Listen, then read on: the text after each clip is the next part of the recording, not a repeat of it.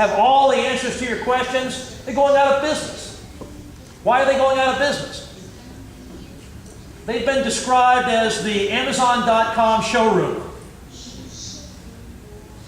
Want to see the television? You look at it, watch it, ask questions about it, then you read the QR code, and then you go buy it from someplace else. By the way, an interesting application I saw advertised this week is it's a concern that people are spending too much time on their phones. People are, getting headaches, and so one of the ways to not spend so much time on your phone is to download an app for your phone that will tell you when to get off your phone. Crazy, crazy. But in other words, so now are we going to compete with, is Best Buy going to compete with these attackers, or are they going to cooperate with them?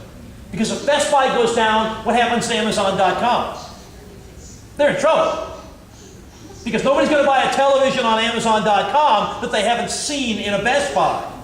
So this idea of cooperation and attacking, it's a really, now we have strange bedfellows. Companies talking to each other that absolutely hate each other.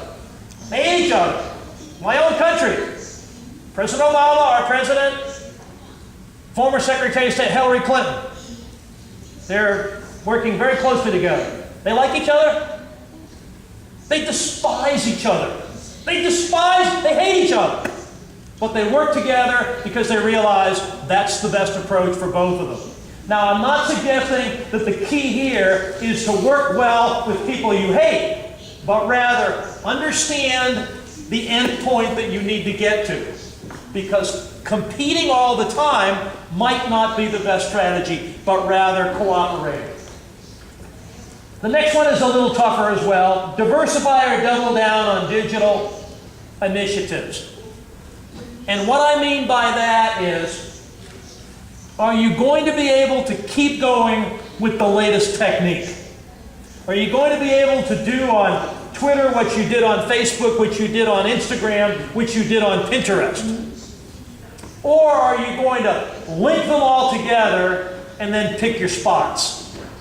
Double down on what you think is the place to be. That's a decision that companies face all the time. Where do we put our money? Which way do we go? The next one is, and I've already made my feelings clear on this, keep digital businesses separate or integrate them with current non-digital ones.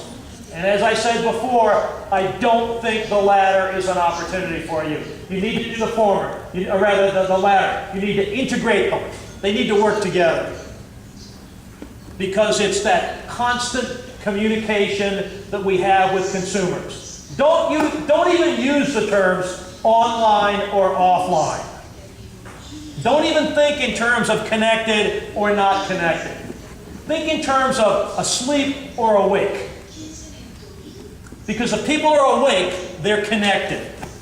And as such, your digital marketing needs to be integrated very, very closely with your traditional marketing, meaning all marketing is digital marketing. And then finally, delegate or own the digital agenda. Companies have to make a decision. Are we going to do this ourselves, or is someone else going to do it for us or do it to us? And unfortunately, up to this point, much of the digital agenda is just an extra duty that's given to somebody in the organization.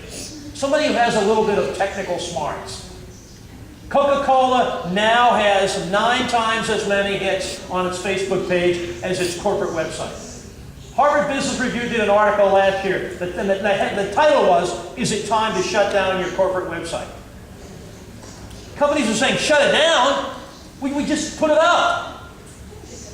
So this idea of delegating or owning is an important consideration. An interesting comment, an interesting quote. The number one benefit of IT, information technology, is that it empowers people to do what they want to do. So this digital world is not changing what people want to do, it's just giving them the opportunity to do it. Technology will transform the social fabric of sport. Billy Beane, the great baseball general manager from the States, a very technologically oriented guy, said it will transform the social fabric of sport. We already saw it happen in Brazil. last month, which we're going to talk about after the break. I think it's over. I mean, the revolution, it was a revolution. It was similar to the Industrial Revolution. The Industrial Revolution in the world gave companies the opportunity to change the way they manufacture. They were able to manufacture these magnificent products for very, very cheaply with incredible efficiency. Now, with the digital revolution, we're allowing to use those same levels of efficiency, not with manufacturing product, but with manufacturing the customer's experience with the product. And it has been that profound. It's pushed this boundary that we've always had of collaborating with customers. Companies just didn't discover this. Companies have been trying to get close to the customer for forever. Now they have the key to be able to do it. You saw in the video Ford Explorer. With the exception of the Ford F-150 pickup truck, this is the best-selling Ford. They launched the product on Facebook. And again, I said earlier, Facebook is not just for sharing with your best friend what you had for lunch. Ford launched the Explorer on Facebook. It generated more traffic than a Super Bowl ad. So Ford goes, maybe we don't need to have Super Bowl ads. We can do better on Facebook. And by the way, what did it cost to launch the Ford Explorer on Facebook? Pennies on the dollar compared to a Super Bowl advertisement placement. So it's not just talk, it's big companies doing remarkable kinds of things. It really is a new world, and I don't think there's any doubt about that. We're going to talk a lot about in the second half about some of the elements of change, but these are some of the hot topics that I want you to become familiar with. Decision-driven marketing. I'll describe it in a minute. I want to take a look at some of the innovations that have led to the digital revolution. This just didn't happen. It was coming. You could see it for a long time. It started back in the 70s, picked up a lot of speed in the mid-1990s, and then here we are today. Also, I want to talk about e-commerce. Amazon.com announced this morning, another one of those last minute, oh my gosh, I can't believe this, I'm reading. I said, I don't have time to read the article today. I have my online class at 1 o'clock. Amazon.com is going to invest $2 billion in India. Right away, next year. $2 billion. Why? Because no one else is there? Everybody's there. Everybody's in India. Because they realize that e-commerce is going to take off in India. The growth in Southern Asia for e-commerce is going to be breathtaking. It's going to be hundreds of percents, and I'll give you some of the data on that. So Amazon announces this morning, we're going to drop $2 billion on our infrastructure and capability in India. Also, some of the new products and services of the past decade, and why they're game changers in this whole business that we're in. Kind of a fascinating quote.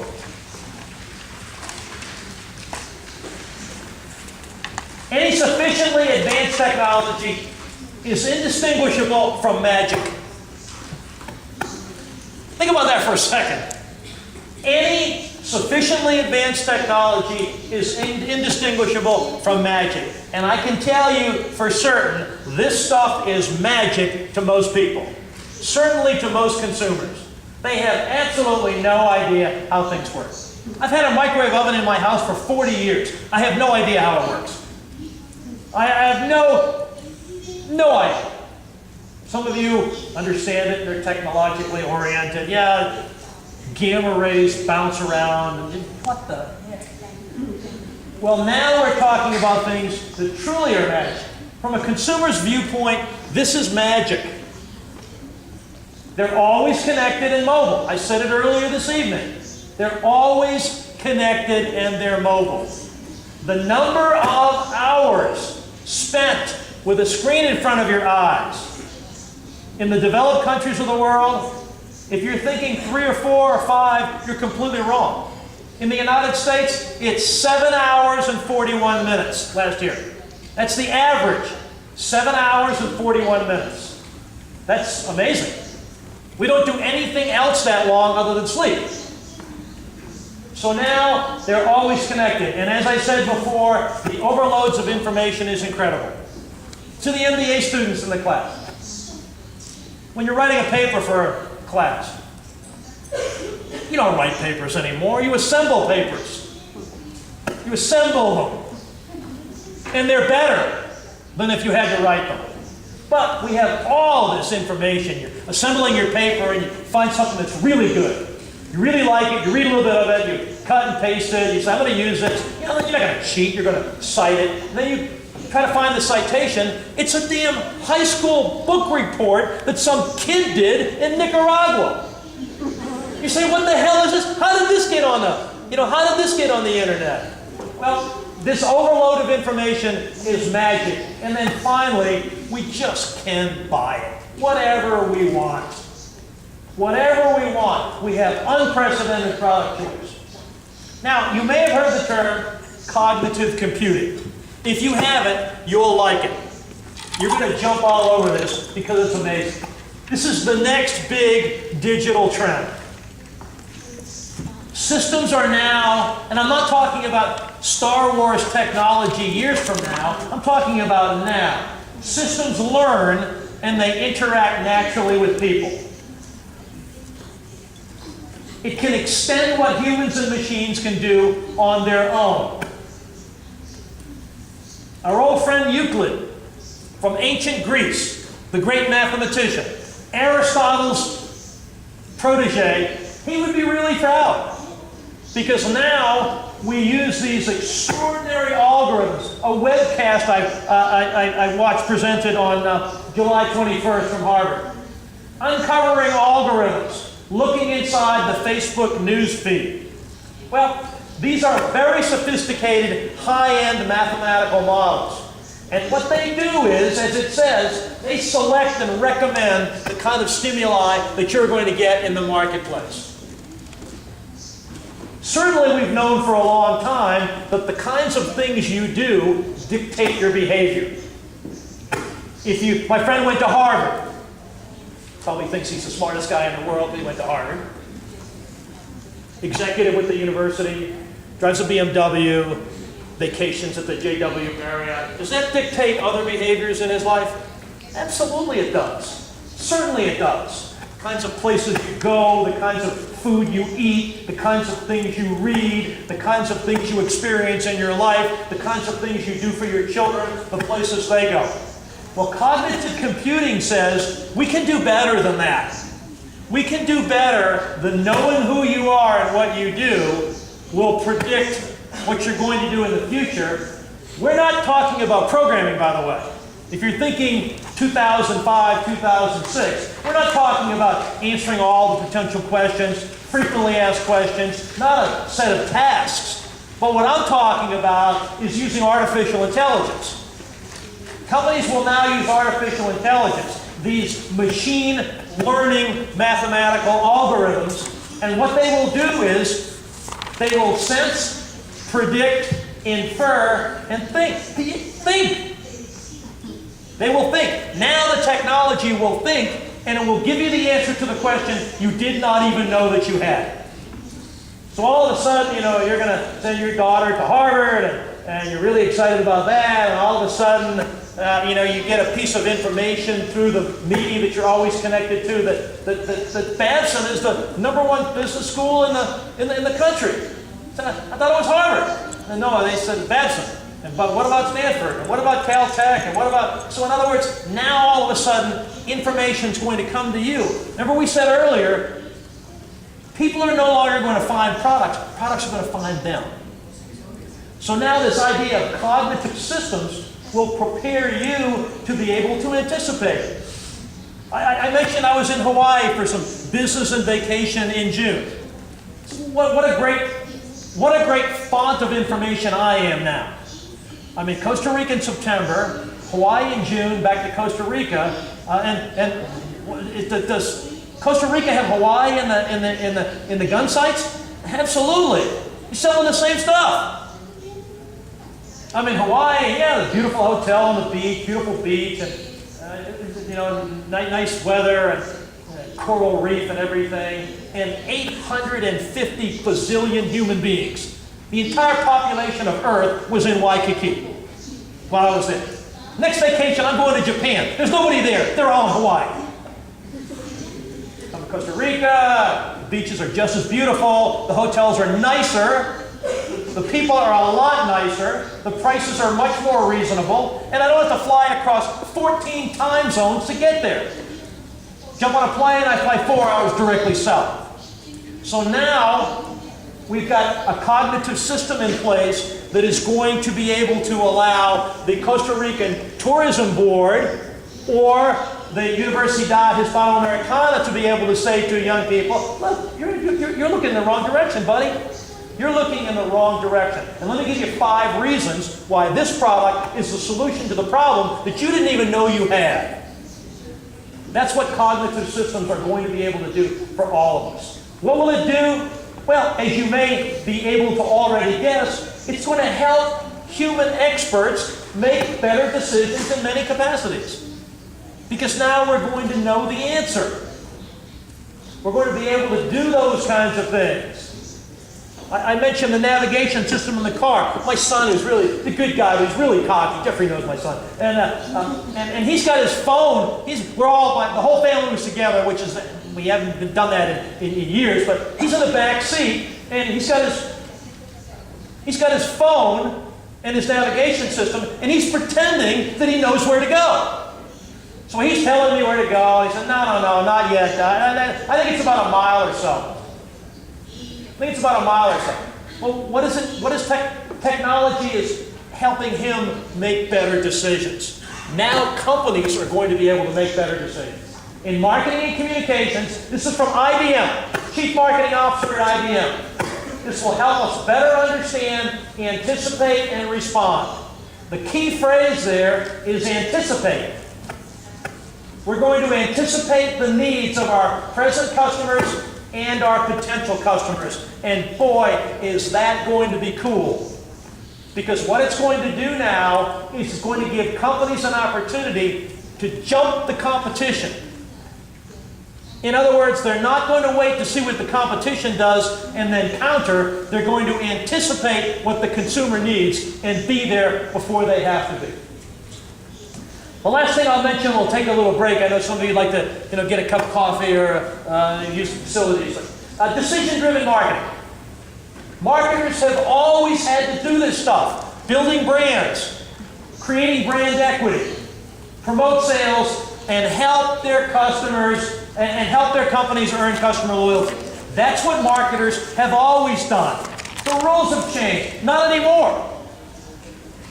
Now I'm throwing stuff away that I've been using for a long time in my work, in my consulting work. This turbulent environment now means that marketers have different roles. And the roles I'm going to share with you will blow marketing departments away. They're strategists. They've got strategy, responsibility, increasing return on investment. They're technologists. We've been talking about information technology, digital platforms and such. They're tracking and they're capitalizing on the most useful of all of these sophisticated technologies. And believe me, it's not like, wow, this is a neat tool, let's use this one. It's, wow, these are 50 neat tools. Which one should we use? So now marketers are technologists. And also, maybe more importantly, they're scientists. Marketers are now scientists because the future of the business is not going to look like the past of the business. It's not going to be, let's make it a little bit differently, let's tweak this, let's move this over here. The businesses are going to be significantly different. You saw in the short video that 30% of the Fortune 500 companies are not even going to be around in 10 years. These are some of the most important companies in the world. They're not even going to be in existence. Now, what do we have to do? Now marketing, with all these new roles, they have to interact regularly with the C-suite, the corporate suite. Corporate level executives in the organization. Traditionally, VP manufacturing says to the VP marketing, you do the marketing, I'll do the building. The VP finance says, don't talk to me, I'm worried about the financial end. Now all of a sudden marketing has to interact with all these people. Sales, IT, finance, and so on, and so on, and so on. I said 1 minute into this presentation that marketing is a lot tougher. What I want to do now is we'll take a little bit of a break. You can relax for a few minutes. I'll come back, and we'll pick up the pace. By the way, good start, good energy tonight. Thank you all.